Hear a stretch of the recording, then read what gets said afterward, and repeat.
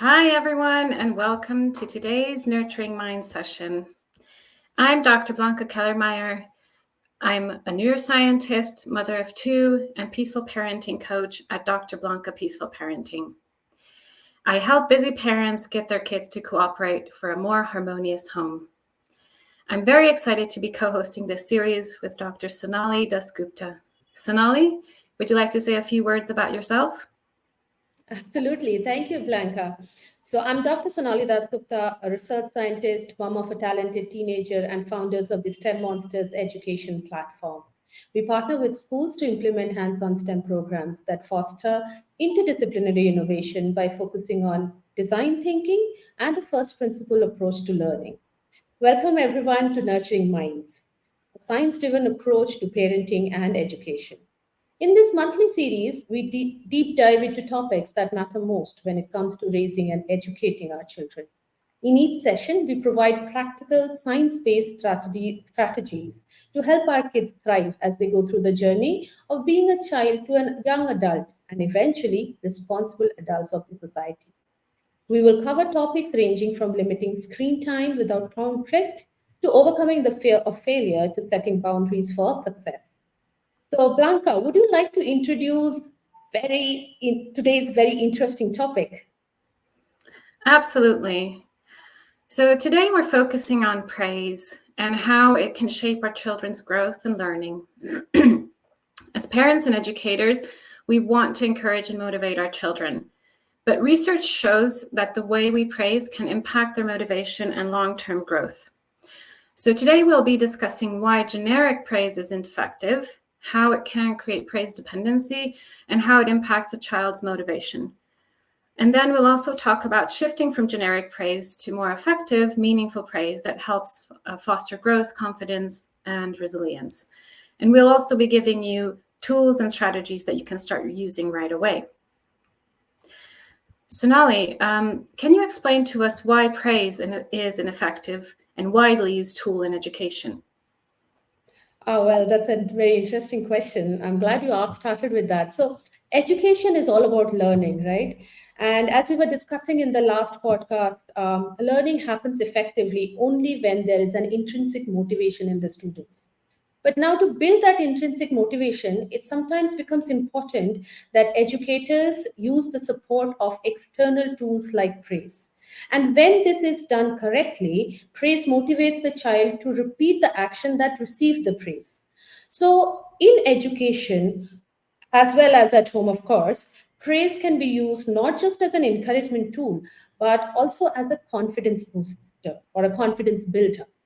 So, what I would like to understand from you, Blanca, we will discuss more about how praise becomes a tool for a growth mindset. What want to understand from you, Blanca, is that from a neuroscience perspective, why does praise work so well? What really goes on in that child's brain when you say, okay, you've been praised for so and so behavior or action? Yes, I'm so glad you asked this. So praise is very, very effective in increasing the positive behaviors in our kids because kids want to do well. Kids, they never intentionally misbehave and they work very, very hard for a reward. And praise is essentially a reward. In the brain, it translates into an increase in dopamine levels in the brain's reward circuit. And dopamine is a neurotransmitter that is involved in reward and motivation. So when dopamine levels increase in our brain, that translates into feelings of pleasure. So what this basically means is that praise makes us feel good. And the brain quickly learns this and it associates the initial behavior or the activity with the feeling of pleasure. So it basically tells us to repeat the behavior or activity to get more praise. Interesting. I mean, that makes sense. Don't we all crave praise from others? It essentially boils down to chemical reactions happening in our brains. So that really makes sense. But then, are there any pitfalls into how do we praise a child? Because if it's a chemical reaction, then irrespective of how we praise, the reaction remains the same. So, are there any pitfalls that we should be aware of when praising a child? Yes, I'm so glad you raised this, Sonali, and this is a very good question. The short answer is yes, there are pitfalls. It matters how we do it. So praise is not helpful when it is overused or when it is too generic. So examples of generic praise are good job, awesome, well done. And the problem with these is that they don't tell the child what it is specifically that they have done well. On the other hand, as you've rightly just said, this type of praise will still produce the same increase in dopamine levels in the brain, making the child feel good, and then they will continue seeking out the same type of response again and again and again. So that's one problem with the generic praise. And then the other issue is that praise is often a judgment. It comes across as a judgment. So for example, when your child comes up to you with the drawing of, let's say, a cat, and then your immediate response is like, oh my goodness, this is so beautiful. I love your drawing. I love your cat, and blah, blah, blah. Then this is a judgment. So this can really easily translate into, I love you when you draw cats, or I love you when you draw, or when you do so and so. So it creates this sense in the child that our love is conditional, depending on what they do. So that is a problem. And perhaps the biggest risk is that kids then will start internalizing this and start telling themselves that I'm only worthy and lovable when I behave a certain way. So basically, they start tying their self-worth into what others think of them.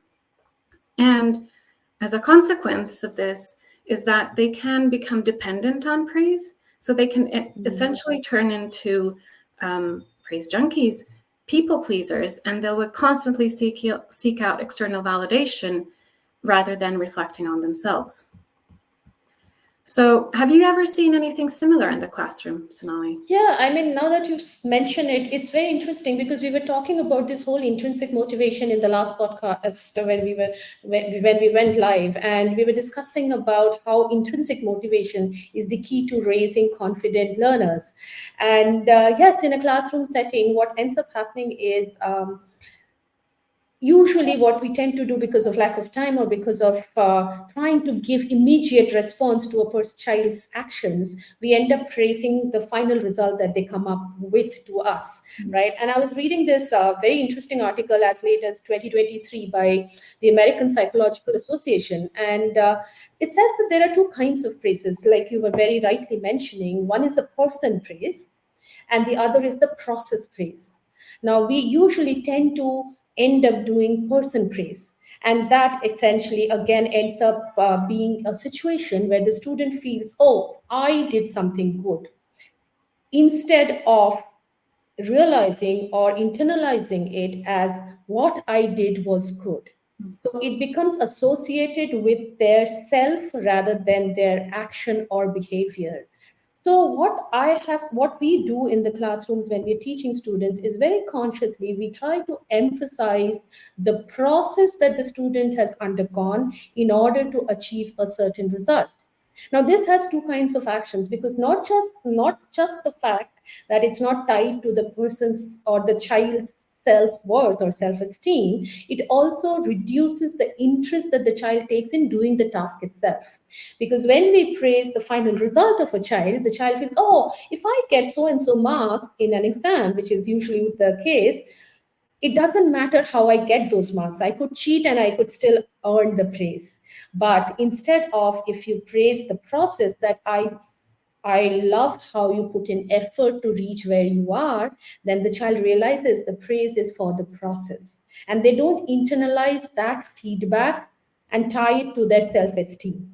Rather, it is the behavior and the path that they take, which they start to relate to the praise that was given to them. So I think this is a very, very common situation that happens in classrooms, and it's very important. I'm sure if we have educators and teachers in the classroom, it's not that we try to do it intentionally, but it's just something which happens at the spur of the moment, and it's very crucial that we are aware of pausing before we give an immediate response to the praise of the person. So move from person praise to process praise. But from what I would like to, so this is the classroom setting scenario that I mentioned to you. But what I would like to know from you, now that we have discussed generic praise versus specific praise, or person praise versus process praise, is, now we know that, okay, what kind of praise is effective for a growth mindset. But is there a situation where even that can become counterproductive? Can that happen as well? Yeah, so well, first of all, I just wanted to reflect on what you've said, and I fully agree with you on praising the process, because we want kids and learners to know that just because I do so, I achieve this and this result during, I don't know, my science class or my English class, it doesn't reflect on the person who I am, right? So that's what we want to separate basically with the praise. It doesn't define who you are, basically. So I really love that you mentioned that, Sonali. And back to your question about praise becoming counterproductive. Yes, it can definitely happen. And the biggest issue I see is when praise is being overused. So for example, you're not going to praise your child for being a good blinker, or being a good breather, because these are natural things that we do, and we don't need that external validation. It's like, because these are things that we can do. If your child is working towards something, though, let's say you have a child who is neurodivergent, who has ADHD and struggles with doing multiple tasks in order, and you find that one morning they've put their shoes on without you asking them, then of course you are going to praise, like, wow, you put your shoes on without having to tell you, and that's great. So you do want to praise that, but you don't want to overuse it. Like if they're like continuously and effortlessly doing something already, then you don't need to go back and praise them for coming down the stairs by themselves. So that is you're overdoing it. It's not necessary. Yeah, so what I understand from your explanation is praise where there is an effort to do something, rather than praise where they're doing something without putting in an effort, and it is just their practice or behavior that has happened, which is also how praise evolves over the age of a child as a child grows. I mean, I was also reading in another research that younger children actually find greater motivation, even if it is a person praise which is used occasionally, as opposed to older children or teenagers for that matter, where they appreciate the process praise much more than the person praise, because anyways teenagers struggle with self-esteem, and on top of that, if you're doing a person praise at that point in time in that age group, it becomes counterproductive anyway. So you don't want to say you took a bath today, fantastic, or yeah, but I understand where you're coming from, Teenagers and need it's very that, though. important. Maybe Sorry. teenagers Maybe need teenagers, yes, yes. Now that you mention, I need to do that every week with mine. But yeah, that's a different ball game. But yes, that's interesting. Also, I think it's a very interesting thing which I realized while researching on this topic is the overuse, because I see a lot of schools in a lot of classroom settings giving away stickers for every single thing. You came to class, you get a sticker. You finished your homework, you get a sticker, well done. And we do not realize that by the end of it, children just get, I mean, I had a situation where my child comes back and says, oh, I got a sticker for doing so and so project, and I'm like, aren't you happy? Like, nah, I get it for everything.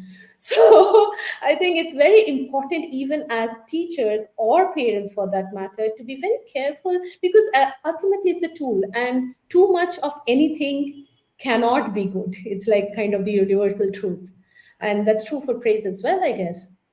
It is, and just to tie back to what I've said earlier about creating that praise dependency, Yeah. it's sort of it is an addiction. So dopamine, the neurotransmitter I mentioned earlier, Mhm.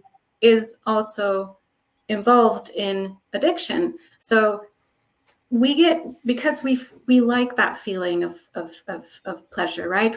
Everyone enjoys that. If you have a good piece of cake, or you earn lots of money for doing a good job at something, it feels good, right? Everyone wants to feel like that. So, and then you seek out more and more of that, and it can become an addiction.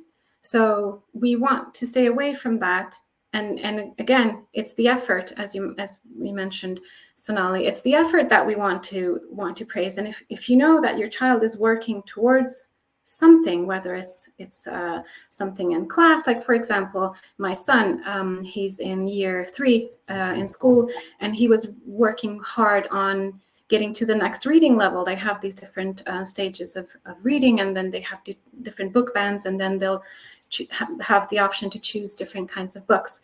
And he was working really hard on getting to the next level, and I know that, and I was constantly praising him, but not in a way that I wanted him to become dependent on my praise. I wanted him to do it for himself, that he feels good about himself. So I came in with things like, oh wow, now are you excited about the books that you're going to be reading in the new book band? Like, like the pleasure of reading, that's already a reward in itself. So he doesn't need my external validation that he's a good reader, because he's getting the joy and pleasure from being able to read the new books. That's interesting. That's actually very interesting, which brings me to the next point of the conversation, because we've kind of covered the generic praise and why not to do it, how much to do it, the quantity and the quality of the praise, so to speak. But what I want to now focus on, let's do one thing, like let's move it from talking about the basic differentiation between the kinds of praises to actually let's talk about some tangible ways in which we can practice specific praise for effort, both at home and in the classroom. So why don't we start with home, because that's where children spend half of their time, right? So let's start off with, maybe if you have a few strategies that our listeners can use and go back with for avoiding generic praise at home. Let's start off with that. Yeah.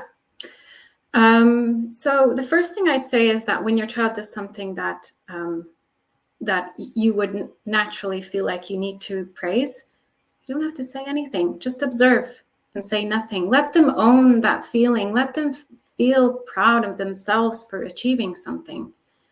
Or the other thing that you can do is using descriptive praise, is like noticing, observing what they're doing, and just saying rather than evaluating. For example, instead of saying, going back to the drawing example that I've mentioned earlier, instead of saying, oh wow, what a beautiful cat, or what a beautiful drawing, you can say, oh, I see you used a lot of different colors today. So it helps the child take the ownership of the task, so that they really own it, and you don't have to tie in any judgment. So can you say anything about what you would do in the school? It's interesting. Actually, it comes to my mind because that's an interesting thing where you said the child draws a cat and you talk about the colors. So in a way, the way we look at it when we are using it in the classroom setting is we call it reflections, right? So you praise in a way where you invite reflection. So by asking the child to say, oh, how did you come up with the colors? What the child is doing is pausing for a moment and reflecting on why they did what they did. And similarly, it doesn't have to be restricted to a drawing. Like if somebody's done a great project, you don't go around, we don't go and say, hey, great project, well done, but rather, how did you come up with the idea of this project? Do you think it's going to be useful for some people? And that makes them rethink why they did what they did. Ultimately, again, going back full circle to the intrinsic motivation. That's one of the things which I feel has been very effective in motivating the students that we work with, along with the fact that children in general, we are all society. We all crave company. We all love our friends, and acknowledging the impact of doing something on their peers is another thing which I feel is very helpful and rewarding, a very rewarding feeling for the students. So, like same thing when you say if they've done a project, so we are doing something where the students are doing a project of their own currently, and they come up with a very interesting topic. So instead of saying that's a great topic that you shared, why not say something like, I'm sure that this information that you've shared by this project is going to be useful for your friends. And then inviting their friends to get involved in the discussion where it becomes an empathetic discussion rather than a praise for one child. Because again, children internalize praise, and if it is not carefully given, it can become very directed to one person where the other children can take it in a negative manner. We'll talk about more about that in a little while. But what I want to ask from you, Blanca, of course, you've shared quite a few very interesting ideas, and we'll take you listeners' questions towards the end of the session. What are some of the very practical strategies that a parent can start with when they go back after this talk and the child comes back from home and they want to praise the child? Mm-hmm. Yeah. Yeah, so there are a couple of things that you can start doing right away. And the first thing I'd say is when you praise, so again, going back to the generic, the issues with generic praise, I'd say be specific. So observe what the child is doing and be specific with the praise. And then the next thing is make sure that the praise is very immediate. So as soon as you see the activity or the behavior, make sure you praise within 5 seconds. So because that helps link the praise to the behavior, and it will help the behavior occurring in the future. So that really connects the brain pathways in the way that you're going to see it recurring. So I have another tip, which is the 4-to-1 rule, the 4-to-1 ratio of positive to negative interactions. Oh. So the idea behind this is that that you want to aim for more positive interactions, because we tend to hold on to the negative things more strongly. So in order to find the right balance, you actually have to increase the positive interactions. So you might be thinking that, oh, I'm praising my child so much, and then they have enough positive feedback from me. Well, I challenge you to record yourself in the morning when you're trying to get ready and out of the door or at the door to get to school and work, to record yourself, record and check and count how many positive versus negative interactions you've had with your child in the morning. So this might, it might not be easy in the beginning, but then you'll gather your baseline, and then you can start. Now, I have a question for you right there, actually. So you mentioned a ratio of 4:1, right? In terms of praise versus constructive criticism or feedback. And what ratio would you say is overuse of praise? What if I do 10:1? So what ratio would you say we should be in a range? Let's not give 4:1. Let's give a range. I mean, I personally will struggle to make it 4:1. Then I'll start finding reasons to scold. Well, obviously this is okay. So this is like a general thing. So it's not, you don't have to if you go over one day and if you go under another day. So parenting is messy. You don't have it's not, nothing is perfect. No parent is perfect. You'll have days when you feel more stressed because you have a big presentation at work, and you might be more on the negative side. This is like a general aim.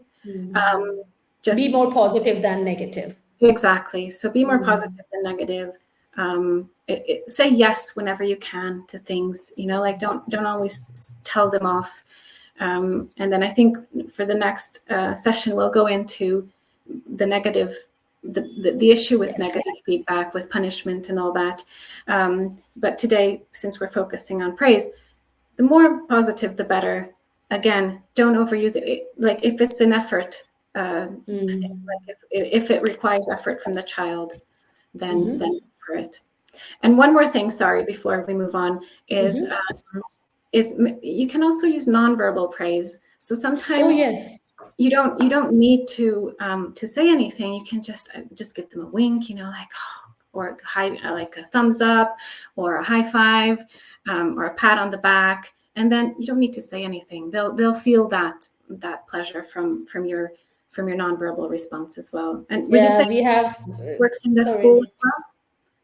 Yeah, that's what I was going to say. I mean, that's very interesting. Like, of course, in the digital era, everybody's doing the digital thumbs up and everything. But we do have this, this online fist bump happening with the kids. Sometimes they do. But it's really funny if you look at the other person, like you're bumping into the screen. But I think that really makes that instantaneous connection with the student, rather than actually going and having to say, oh, you did well on this particular job. and how you did this particular project. So I think that's very, very useful.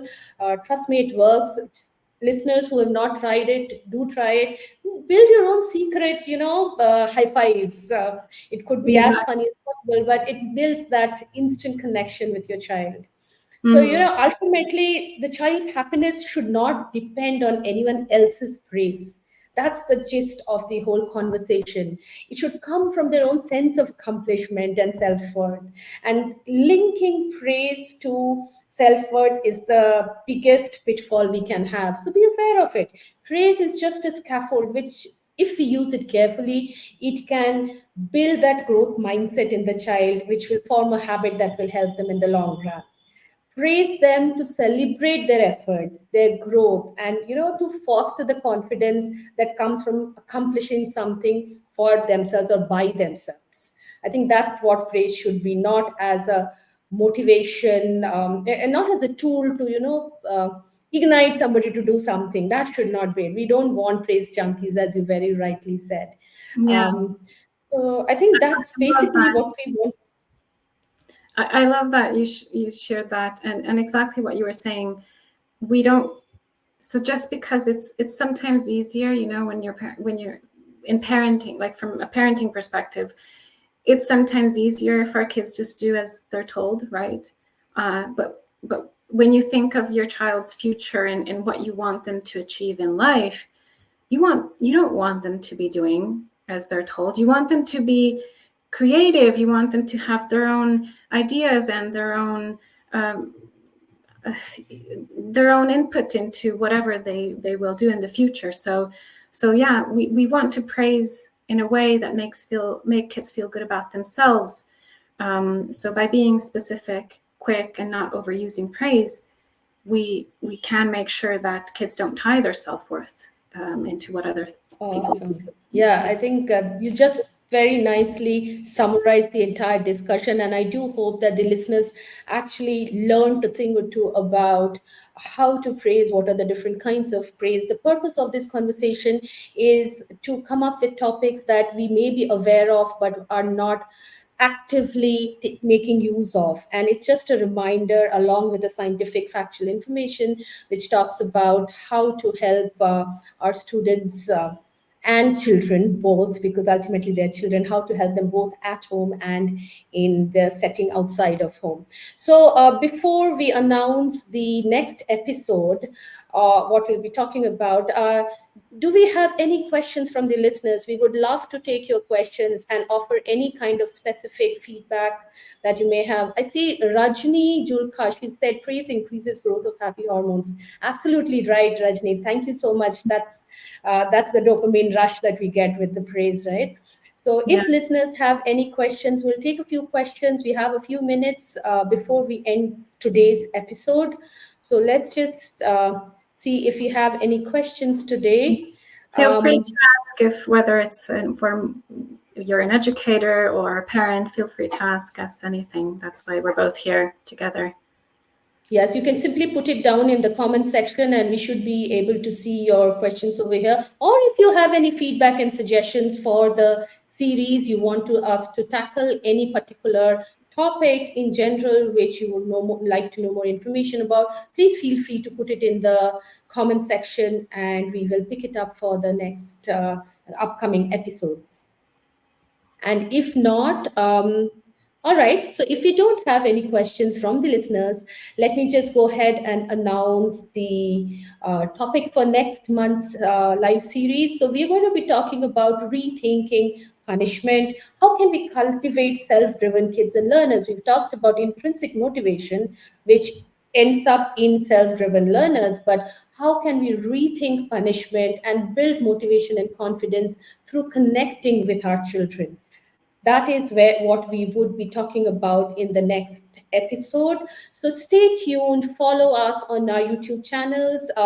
It will be given on either of us. So Blanka has her own LinkedIn profile page, and so do I. So please follow us over there. And if you have any questions, please feel free to DM us any suggestions and any feedback that you might have. Yes, thank you so much for joining us today. And this is a very important topic. It feels very close to my heart as a recovering people pleaser. So I hope you found it useful, and you're going to implement some of the strategies that we've shared. Okay. Thank you. Bye-bye.